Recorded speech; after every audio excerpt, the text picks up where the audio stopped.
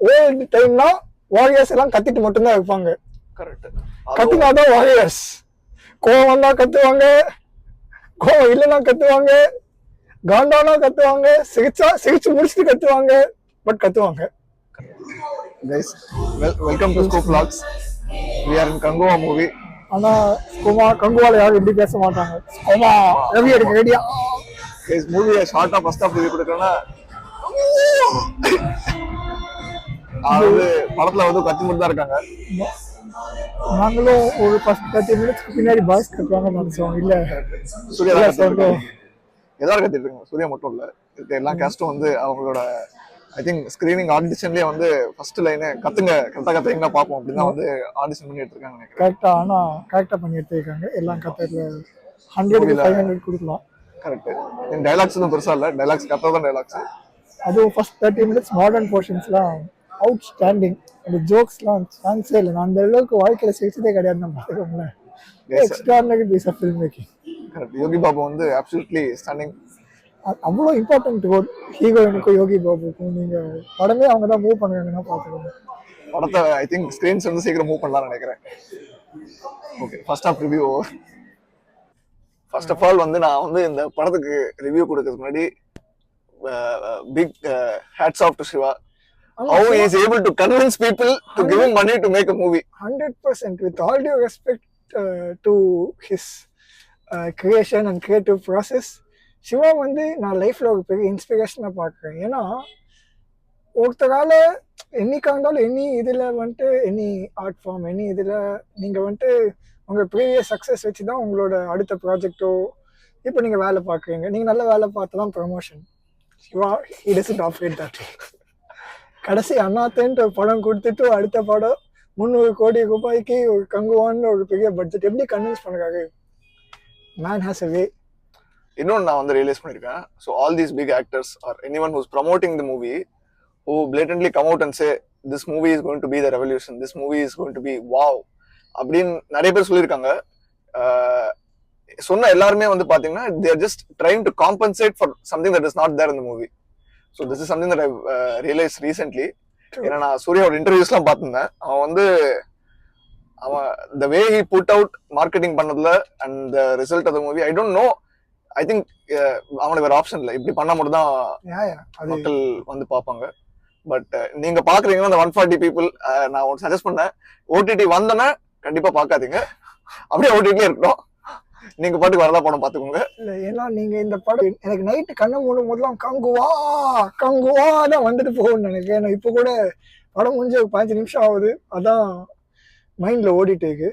நான் யோசிச்சுட்டு இருக்கேன், சூர்யாவே யோசிச்சிருப்பாரா அப்படின்ட்டு தெரியல. நான் சிங்கம்னு ஒரு படத்துக்கு மேல இன்னொரு படத்தை எக்ஸ்ட்ராவா கத்த போறேன் அப்படின்னா அது கங்குவா தான்.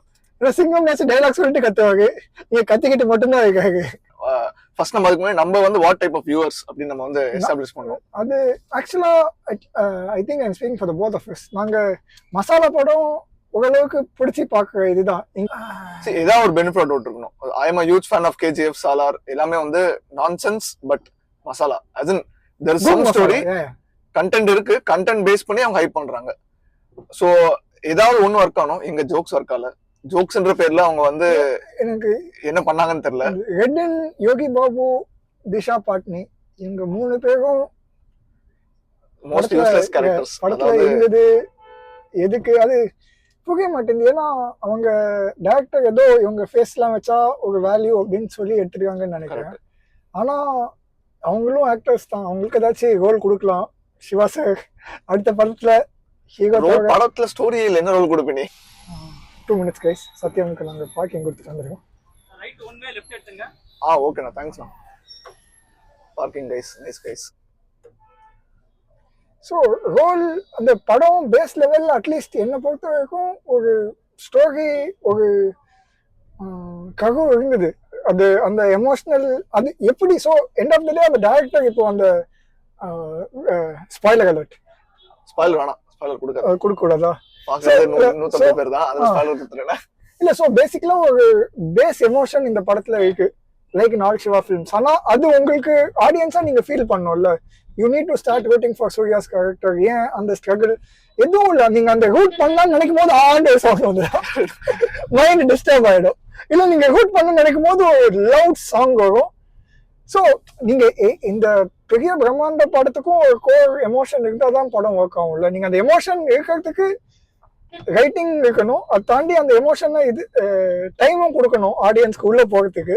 நீங்க அந்த டைம் கொடுக்காம ஆன் கட்டியிருந்தீங்கன்னா ஆடியன்ஸ்க்கு உள்ள, அதுவும் டேரக்டர் பொறுத்த வரைக்கும் எனக்கு தெரிஞ்சு ஓல்டு டைம்னா வாரியர்ஸ் எல்லாம் கத்திட்டு மட்டும்தான் இருப்பாங்க. கரெக்ட். கத்தினாதான் வாரியர்ஸ். கோவம் வந்தா கத்துவாங்க, கோவம் இல்லைன்னா கத்துவாங்க, காண்டானா கத்துவாங்க, சிரிச்சு முடிச்சுட்டு கத்துவாங்க, பட் கத்துவாங்க. பாதி படம் புரியல சப்டைட்டில்ஸ் இருந்தனால. அவங்க வந்து பேசின தமிழ் எனக்கு வந்து அவ்வளவு ஈஸியா அண்டர்ஸ்டாண்ட் ஆகல. பட் நான் ஆக்டிங் வச்சு நான் கண்டுபிடிக்கலாம் பார்த்தா அதுவும் புரியல எனக்கு. ஏன்னா எல்லாருமே கத்திட்டு தான் இருந்தாங்க படத்துல. கத்துனாங்க, இல்லாட்டி யாரும் ஹைப் கொடுத்துருந்தாங்க. ஸோ சூர்யாவுக்கு வந்து நிறைய ஹைப் கொடுத்து அவனுக்கும் அவனே ஹைப் கொடுத்து படத்தை வந்து எப்படி முடிச்சிட்டாங்க. அவ்வளவுதான். வெளியும் ஹைப் கொடுத்துருக்காங்க. Hype fight song. இது என்னன்னா கேஜிஎஃப் இதுதான் ஹைப் ஃபைட் சாங். சாலாரும் இதுதான் ஹைப் ஃபைட் சாங். பட்னா கண்டிப்பா எனக்கு அட்லீஸ்ட் பெரிய டிஃபரன்ஸ் இருக்கு. நான் சாலார் அண்ட் கேஜிஎஃப்ல ஒரு கோர் ஸ்டோரி இருக்கு, பின்னாடி அதுக்கு ஒரு அர்த்தம் இருக்கு. இங்க அப்படி எனக்கு தெரிஞ்சு அந்த இது இல்ல. கைஸ் நாங்க கண்டிப்பா பார்ட் 2 பார்ப்போம். 2026ல வருதுன்ட்டு சிவா பல இன்டர்வியூ 26ல வருதுன்ட்டு கான்ஃபிடன்ட் நாங்க வெயிட்டிங். ஆமா, ஏன்னா ஆல்ரெடி நாங்க 2.5 hours எங்க லைஃப்ல கங்குவா கொடுத்துட்டோம். நாங்க இந்த சங் காஸ்ட் வேலை நீங்க நினைச்சாலும் பரவாயில்ல, நாங்க செகண்ட் பார்ட் பார்த்து ரிவ்யூ வரும். அதுக்குள்ள நம்ம பெரிய கூட இருக்கலாம், சொல்ல முடியாது. அதுக்குள்ள நம்ம பெரிய இருக்கலாம், ஆயிக்கலாம். பட் ஆயிருந்தீங்கன்னா அப்போ நாங்க பெரிய ஆள் ஆயிட்டோம்னா இந்த வீடியோல வந்து கமெண்ட் பண்ணுங்க ஃபேன்ஸ், சப்ஸ்கிரைபர்ஸ். பட் ஏதாவது க்ளோசிங் தாட்ஸ் இருக்கா சொல்லுங்க?